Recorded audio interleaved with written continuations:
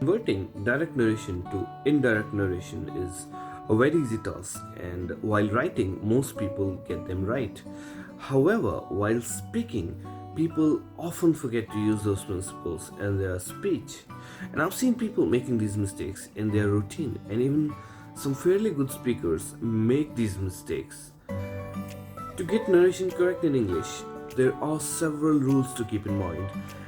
Let's look at some of them, or rather, the most important ones. See, when changing a sentence from direct speech to indirect speech, you need to change the tense of the verb to reflect the new context. See, for example, if the original sentence is I'm going to the store and you need to change it to indirect speech, you would say he said that he was going to the store. Now, in this case, the present tense am becomes the past tense was to match the context of the reporting clause. It's important to use correct reporting verbs because they are basically used to introduce a sentence in indirect speech, and they can convey different meanings depending on the verb used. Some of the common reporting verbs include say, tell, ask, explain, and suggest.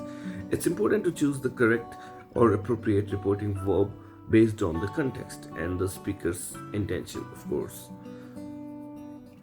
See, when changing a sentence from direct speech to indirect speech, you need to change the pronouns as well to reflect the new context. For example, if you have a sentence, I love pizza, and you need to change it to indirect speech, you would say, he said that he loved pizza.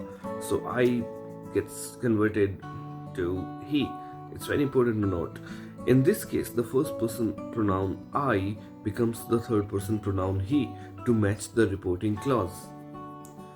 Also, when changing a sentence from direct speech to indirect speech, you need to make changes to the time and place information to reflect the new context. For example, if the original sentence is I will meet you at the park tomorrow, you need to change it to indirect speech.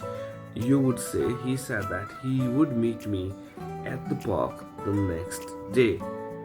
In this case, the time and place information is changed to reflect the new context.